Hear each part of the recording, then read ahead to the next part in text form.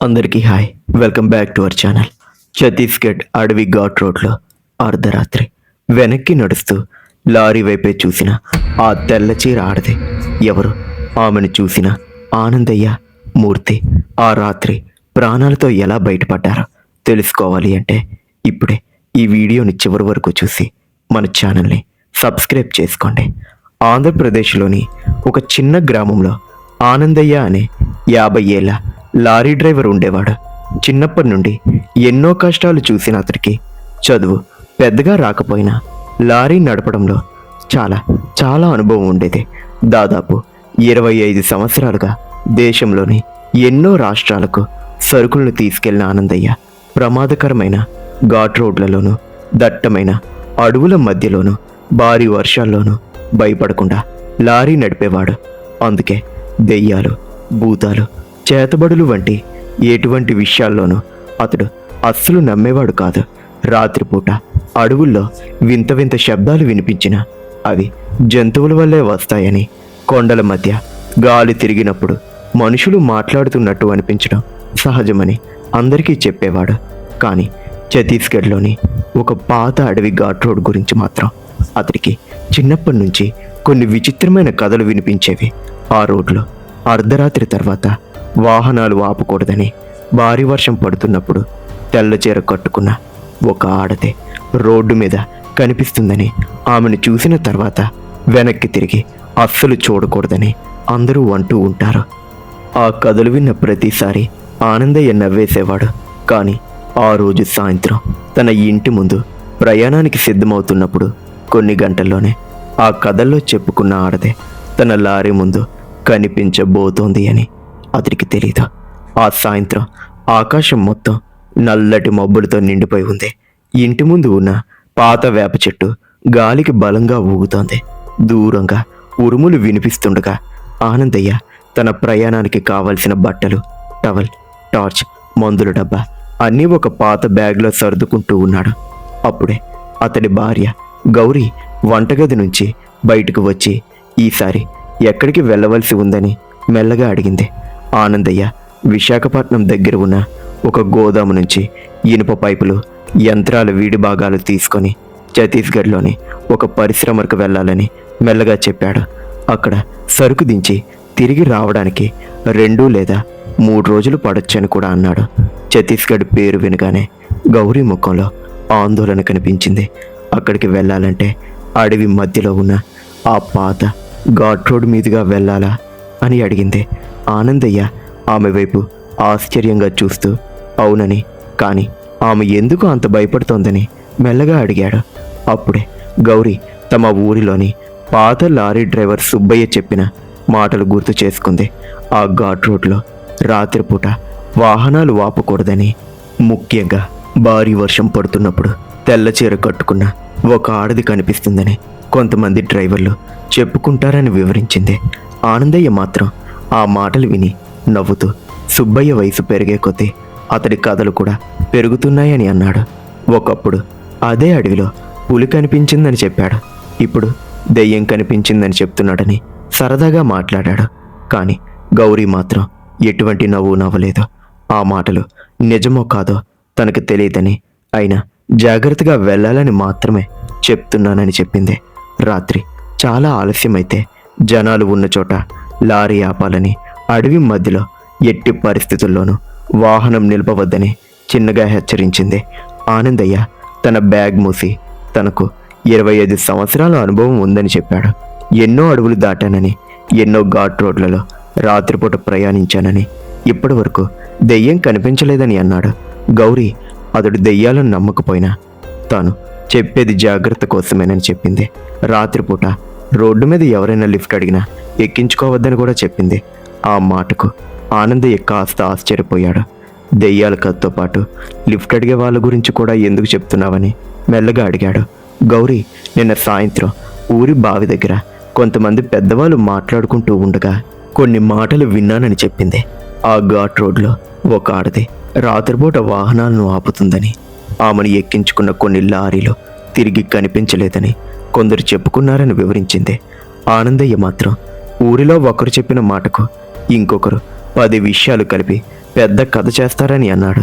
తనతో పాటు క్లీనర్ మూర్తి కూడా వస్తాడని, ఇద్దరం కలిసి ఉంటే ఎలాంటి సమస్య వచ్చినా చూసుకుంటామని చెప్పి ఆమెకు ధైర్యం చెప్పాడు. కొద్దిసేపటికి ఇంటి ముందు ఒక లారీ వచ్చి ఆగింది. లారీని గ్యారేజ్ నుంచి తీసుకొచ్చిన మూర్తి కిటికీలో నుంచి బయటికి చూస్తూ ఇంకా ఎంతసేపు పడుతుందని అడిగాడు. ఆనందయ్య బ్యాగ్ తీసుకొని లారీలోనికి ఎక్కబోతుండగా గౌరీ అతడి చేతిలో ఒక చిన్న స్టీల్ డబ్బా పెట్టింది. అందులో అన్నం, పప్పు, మిరపకాయ పచ్చడి పెట్టానని చెప్పింది. తర్వాత నెమ్మదిగా మాట్లాడుతూ ఘాట్ రోడ్లోనికి వెళ్లే ముందు ఒకసారి ఫోన్ చెయ్యాలని, రాత్రి ఏదైనా విచిత్రంగా అనిపిస్తే లారీ ఆపకుండా ముందుకు వెళ్ళాలని కూడా చెప్పింది. ఆనందయ్య ఆమె మాటలు విని నవ్వుతూ, లారీ నడిపేది తానా లేక ఆమెనా అని అడిగాడు. గౌరీ మాత్రం తన మాటను గుర్తు పెట్టుకోవాలని మాత్రమే చెప్పింది. ఆనందయ్య సరేనని చెప్పి లారీ తలుపు మూశాడు. లారీ నెమ్మదిగా గ్రామం నుంచి బయటికి వెళ్తుండగా గౌరీ ఇంటి ముందు నిలబడి చాలాసేపు దానివైపే చూస్తూ ఉంది. ఆ సమయంలో వేప చెట్టు మీద కూర్చున్న ఒక కాకి గట్టిగా అరిచింది. గౌరీ వెనక్కి తిరిగి చూసింది, కానీ అక్కడ ఏదీ కనిపించలేదు. రాత్రి పూర్తిగా పడిపోయేసరికి ఆనందయ్య, మూర్తి విశాఖపట్నం బయట ఉన్న గోదాముకు చేరుకున్నారు. అక్కడ లారీకి ఇనుప పైపులు, యంత్రాల వీడి భాగాలు ఎక్కించడం మొదలైంది. లోడ్ మొత్తం పూర్తయ్యేసరికి రాత్రి 11 దాటిపోయింది. గోదాము పక్కన ఉన్న చిన్న టీ దుకాణంలో ఇద్దరూ టీ తాగుతూ కూర్చున్నారు. అక్కడ అప్పటికే మరో 2 లారీలు నిలబడి ఉన్నాయి. టీ దుకాణం దగ్గర కూర్చున్న ఒక వృద్ధుడు ఆనందయ్య లారీని చూసి, ఈ లోడు ఎక్కడికి తీసుకొని వెళ్తున్నారు బాబు అని అడిగాడు. ఆనందయ్య ఛత్తీస్గఢ్ వైపు వెళ్తున్నానని చెప్పగానే ఆ వృద్ధుడి ముఖం ఒక్కసారిగా మారింది. ఈ రాత్రే ఘాట్ రోడ్ దాటాలని అనుకుంటున్నారా అని అడిగాడు. ఆనందయ్య అవునని చెప్పాడు. వృద్ధుడు బయట ఆకాశం వైపు చూసి, వర్షం పడే అవకాశం ఉందని ఈ రాత్రి ఆ ఘాట్ రోడ్లో లారీ ఆపవద్దని చెప్పాడు. ఆనందయ్య ఆ మాట విని మెల్లగా నవ్వుతూ, ఇంటి నుంచి బయలుదేరినప్పటి నుంచి అందరూ అదే మాట ఎందుకు చెప్తున్నారని అడిగాడు. అప్పుడే ఆ వృద్ధుడు తాను కూడా ఒకప్పుడు లారీ డ్రైవర్నని, ఆ రోడ్డు గురించి విన్న కథలు చెప్పడం లేదని, తన కళ్ళతో చూసిన విషయం వల్లే హెచ్చరిస్తున్నానని అన్నాడు. మూర్తి ఆసక్తిగా అతడు ఏం చూశాడని అడిగాడు. వృద్ధుడు 5 సంవత్సరాల క్రితం ఇదే కాలంలో ఒక రాత్రి ఆ ఘాట్ రోడ్లో వెళ్తున్నప్పుడు భారీ వర్షం పడిందని చెప్పాడు. ఒక పెద్ద మలుపు దగ్గర తెల్ల చీర కట్టుకున్న ఒక ఆడది రోడ్డు మధ్యలో కనిపించిందని, ఆమెను చూసి లారీ ఆపాలని అనుకున్నానని, కానీ తన పక్కన ఉన్న క్లీనర్ ఆపవద్దని గట్టిగా చెప్పాడని వివరించాడు. తాను లారీ ఆపకుండా ఆమెను దాటి వెళ్ళానని, కానీ కొద్దిసేపటి తర్వాత క్లీనర్ కిటికీ నుంచి కిందకు చూసి ఆ ఆడది లారీ కింద పాకుతున్నట్టు కనిపిస్తోందని చెప్పాడు అని అన్నాడు. ఆ మాట విన్న మూర్తి చేతిలో ఉన్న టీ గ్లాసు కాస్త వణికింది. ఆనందయ్య మాత్రం లారీ కింద ఎవరో పాకుతుంటే క్లీనర్కి ఎలా కనిపించిందని అడిగాడు. వృద్ధుడు తనకు కూడా అప్పట్లో అదే సందేహం వచ్చిందని చెప్పాడు. కానీ ఉదయం ఘాట్ రోడ్డు దాటిన తర్వాత లారీ కింద తెల్లచీర ముక్కలు చిక్కుకొని ఉన్నాయని అన్నాడు. తర్వాత ఆనందయ్య దగ్గరికి వచ్చి ఆడది కనిపిస్తే లారీ ఆపవద్దని, ఆమెను దాటిన తర్వాత అద్దంలో వెనక్కి చూడవద్దని చెప్పాడు. ఆనందయ్య ఎందుకు వెనక్కి తిరిగి చూడకూడదు అని అడిగాడు. వృద్ధుడు మాత్రం కాసేపు మౌనంగా ఉండి వెనక్కి చూసిన వాళ్ళకు ఆమె లారీ వెనుక ఉండదని మాత్రమే చెప్పి అక్కడి నుంచి వెళ్ళిపోయాడు. రాత్రి 11:30 దాటేసరికి ఆనందయ్య లారీని గోదాము నుంచి బయటికి తీసుకొచ్చాడు. కొద్దిసేపటికే వర్షం మొదలైంది. మొదట చిన్న చినుకులుగా పడిన వర్షం క్రమక్రమంగా భారీగా మారింది. లారీ ముందు గాజుపై నీళ్లు బలంగా పడుతూ ఉండగా రోడ్డు మీద వాహనాలు కూడా మెల్లగా తగ్గిపోయాయి. మూర్తి మొదట మొబైల్లో పాటలు వింటూ కూర్చున్న కొంతసేపటికి నిశ్శబ్దంగా మారిపోయాడు. ఘాట్ రోడ్డు ఇంకా ఎంత దూరం ఉందని అడిగాడు. ఆనందయ్య మరో గంటలో అక్కడికి చేరుకుంటామని, దాన్ని దాటడానికి 2 గంటలు పడొచ్చని చెప్పాడు. మూర్తి మధ్యలో ఎక్కడైనా మళ్ళీ టీ దుకాణం కనిపిస్తే కొద్దిసేపు ఆగుదామని అన్నాడు. ఆనందయ్య అతడి ముఖం చూసి, టీ కోసం కాదు, ఘాట్ రోడ్ కథలు విని భయపడుతున్నావేమో అని అన్నాడు. మూర్తి తాను భయపడ్డం లేదని చెప్పినా అతడి గొంతులో ఉన్న వణుకు మాత్రం దాచలేకపోయాడు. అర్ధరాత్రి 12 గంటలకు లారీ అడవి ఘాట్ రోడ్డు మొదలయ్యే ప్రాంతానికి చేరుకుంది. అక్కడ ఒక పాత బోర్డు కనిపించింది. వర్షపు నీటిలో అక్షరాలు మసక బారిపోయిన రాత్రిపూట వాహనాలు జాగ్రత్తగా వెళ్ళాలని అందులో రాసి ఉంది. రోడ్డు 2 వైపులా పెద్ద పెద్ద చెట్లు ఉన్నాయి. కొండల మధ్య నుంచి పొగమంచు రోడ్డుపైకి వస్తోంది. లారీ హెడ్ లైట్ల వెలుగు కొద్ది దూరం మాత్రమే కనిపిస్తోంది. ఆ తర్వాత మొత్తం చీకటి. మొబైల్ సిగ్నల్ కూడా పూర్తిగా పోయింది. ఆనందయ్య లారీ వేగం తగ్గించి మొదట మలుపు తీసుకున్నాడు. మూర్తి కిటికీ బయటకు చూస్తూ ఇంత పెద్ద అడవిలో ఒక్క జంతువు శబ్దం కూడా వినిపించడం లేదని మెల్లగా అన్నాడు. వర్షం, గాలి, లారీ ఇంజన్ శబ్దం తప్ప చుట్టూ పూర్తిగా నిశ్శబ్దంగా ఉందని చెప్పాడు. ఆనందయ్య భారీ వర్షం పడుతున్నప్పుడు జంతువులు దాక్కుంటాయని, అందులో వింతేమీ లేదని అన్నాడు. కొంత దూరం వెళ్ళిన తర్వాత అడవి వైపు నుంచి ఎవరో మెల్లగా ఒక రకమైన ఏడుపు శబ్దం, ఒక పలచని శబ్దం వినిపించింది. మూర్తి వెంటనే మొబైల్లో పాట ఆపి ఆ శబ్దం విన్నావా అని అడిగాడు. ఆనందయ్య మొదట తనకు ఏమీ వినపడలేదని చెప్పాడు. కానీ ఇద్దరు కాసేపు మౌనంగా ఉండగా మళ్ళీ అదే ఏడుపు వినిపించింది. ఈసారి అది రోడ్డు పక్కన ఉన్న అడవి నుంచి వస్తున్నట్టు అనిపించింది. మూర్తి భయంగా, ఈ అర్ధరాత్రి అడవి మధ్యలో ఎవరు ఏడుస్తున్నారు అని అడిగాడు. ఆనందయ్య, అదేమైనా జంతువు శబ్దం అయి ఉంటుంది, నువ్వెందుకు ప్రతిదానికి చాలా ఓవర్ చేస్తున్నావు అని అన్నాడు. కానీ మూర్తి మాత్రం అది మనిషి ఏడుపులాగే ఉందని అన్నాడు. ఆనందయ్య లారీ ఆపకుండా ముందుకు వెళ్తూ ఉన్నాడు. కొద్దిసేపటికి ఆ శబ్దం మెల్లగా తగ్గిపోయింది. మూర్తి ఊపిరి పీల్చుకొని అది జంతువు అయి ఉంటుంది అని అన్నాడు. ఆనందయ్య తాను మొదటి నుంచి అదే చెప్తున్నానని చెప్పాడు.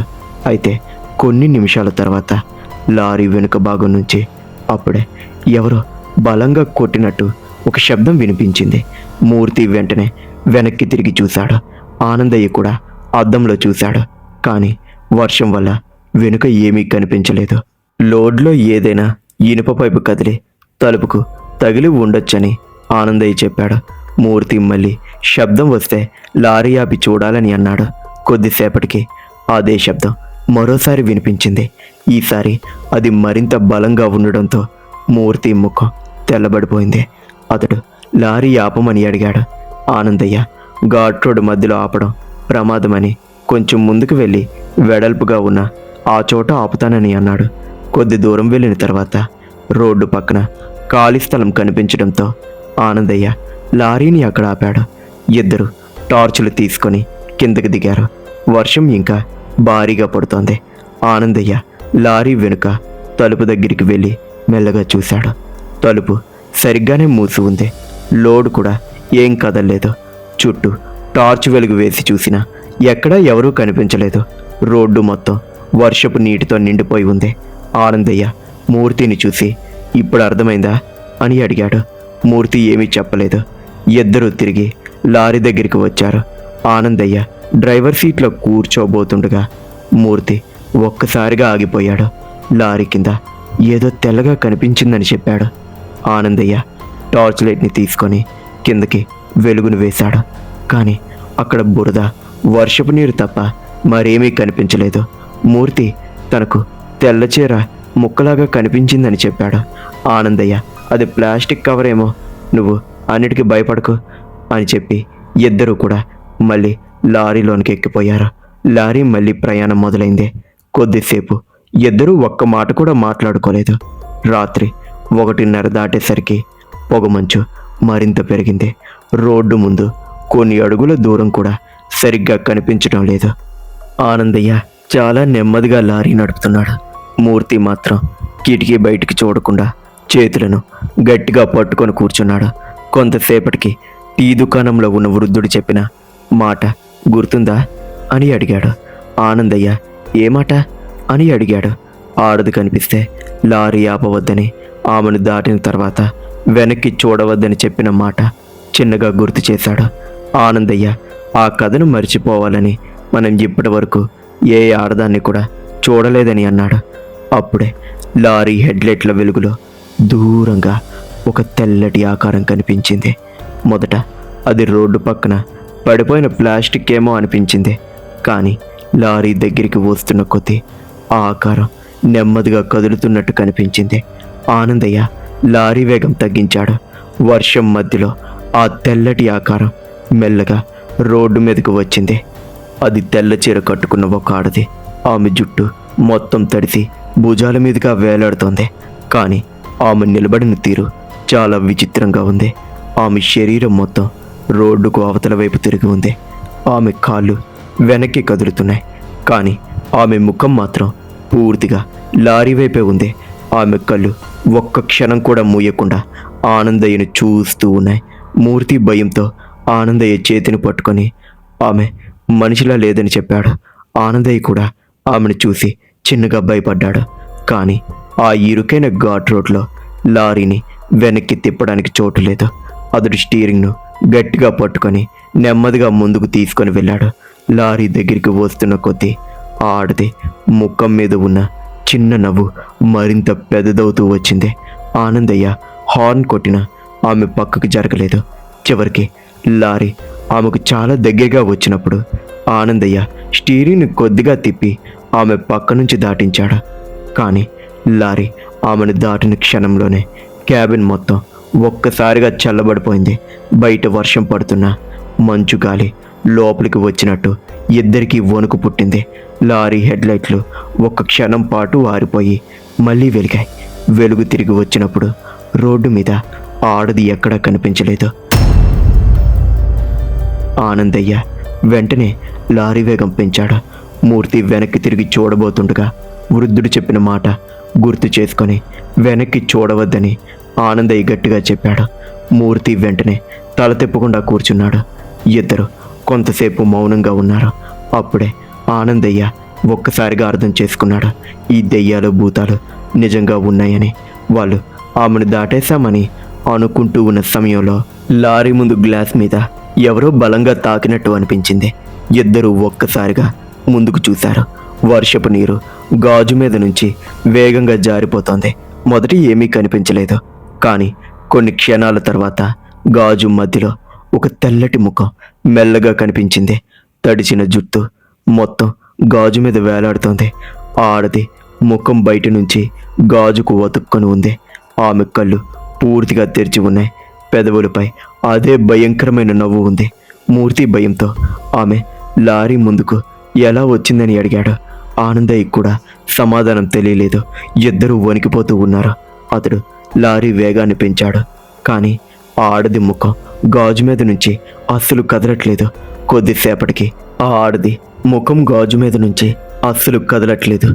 కొద్దిసేపటికి ఆమె రెండు చేతులు గాజు మీద కనిపించాయి. ఆమె గోళ్ళు గాజు మీద నెమ్మదిగా జారుతున్నాయి. తర్వాత ఆమె ముఖం గాజు కిందకు వెళ్ళి కనిపించకుండా పోయింది. మూర్తి కిటికీ నుంచి కిందకు చూసి ఒక్కసారిగా వణికిపోయాడు. ఆ ఆడది లారీ కింద పాకుతున్నట్టు కనిపిస్తోందని చెప్పాడు.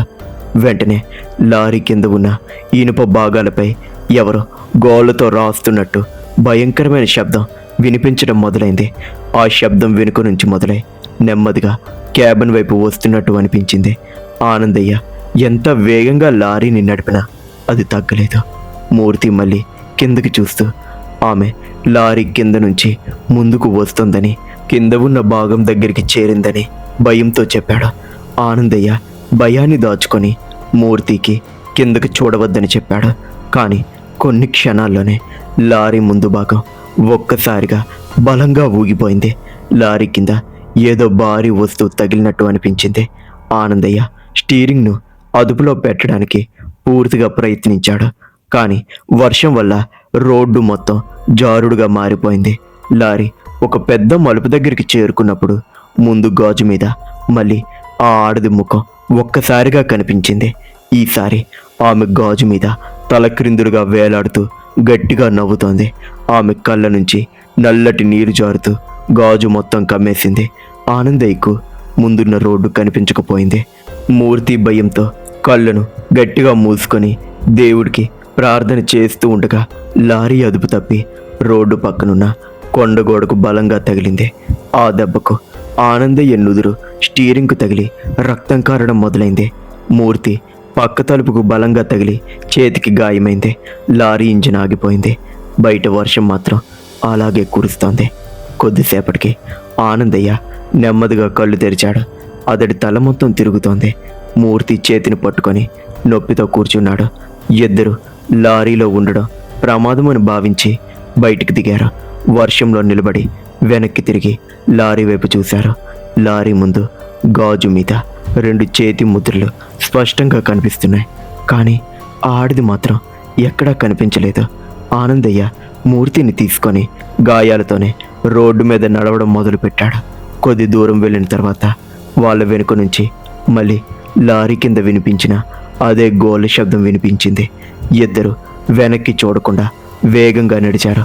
అన్న, అది మన వెనక వచ్చేస్తుందేమో అని మూర్తి అంటున్నా సరే నువ్వేం భయపడకో, ముందుకు నడు అని చెప్పాడు ఆనందయ్య. కొంతసేపటికి దూరంగా మరో లారీ హెడ్లైట్లు కనిపించాయి. ఆనందయ్య రోడ్డు మధ్యలోనికి వెళ్ళి చేతులు ఊపాడు. ఆ లారీ డ్రైవర్ వాళ్ళ పరిస్థితి చూసి వాహనం ఆపాడు. ఆనందయ్య మూర్తి ఇద్దరు ఆ లారీలో ఎక్కి అక్కడి నుంచి బయటపడ్డారు. ఉదయం పోలీసులు ప్రమాదం జరిగిన చోటుకి వెళ్ళి ఆనందయ్య లారీని పరిశీలించారు. లారీ ముందు గాజు మీద 2 చేతి ముద్దలు కనిపించాయి. లారీ కింద మొత్తం బురద ఉంది. కానీ అక్కడ ఒక విచిత్రమైన విషయం కనిపించింది. లారీ వెనుక నుంచి ముందు వరకు ఎవరో నేల మీద పాకినట్టు లోతైన గీతలు ఉన్నాయి. ఆ గీతలు లారీ ముందు భాగం దగ్గర ఒక్కసారిగా ఆగిపోయాయి. ఆనందయ్య మూర్తి ఇద్దరు గాయాలతో ప్రాణాలతో బయటపడ్డారు. కానీ ఆ రోజు తర్వాత ఆనందయ్య రాత్రిపూట ఆ ఛత్తీస్గఢ్ ఘాట్ రోడ్లో మళ్ళీ లారీ నడపలేదు. దెయ్యాలు అనేవి కేవలం కథలను నమ్మిన అతడు ఆ రాత్రి జరిగిన విషయం తర్వాత పూర్తిగా మారాడు. ప్రతి వర్షపు రాత్రి అతడికి ఒకే విషయం గుర్తొచ్చేది. చీకటితో నిండిపోయిన ఆ ఘాట్ రోడ్డు వెనక్కి నడుస్తూ లారీ వైపే చూసే ఆ తెల్ల చీర కట్టుకున్న ఆడదయ్యం, ఇంకా లారీ కింద నుంచి వినిపించిన ఆ భయంకరమైన గోల శబ్దం ఎప్పుడు కూడా వాటిని తలుచుకుంటూ విపరీతంగా భయపడిపోతూ ఉంటాడు. ఆ తర్వాత ఇంకెప్పుడు కూడా రాత్రిపూట అస్సలు ఘాట్ రోడ్లలో ఎక్కడా బండిని ఆపలేదు. ఎవరు కనిపించినా సరే ముందుకే వెళ్ళిపోయేవాడు. చూశారు కదా, ఇది ఇవాల్టి స్టోరీ. ఇలాంటి మరిన్ని థ్రిల్లింగ్ హారర్ స్టోరీస్ కోసం ఇప్పుడే మన వైవి దెయ్యాల దారి ఛానల్ని సబ్స్క్రైబ్ చేసుకొని బెల్ని ఆల్లో పెట్టుకోండి. మీరు బెల్ని ఆల్లో పెట్టుకోవడం వల్ల నేను పెట్టే ప్రతి ఒక్క స్టోరీ కూడా మీకు తొందరగా రీచ్ అవుతుంది. ఇంకా మరొక స్టోరీతో మళ్ళీ కలుద్దాం. అంతవరకు సెలవు, ఉంటాను.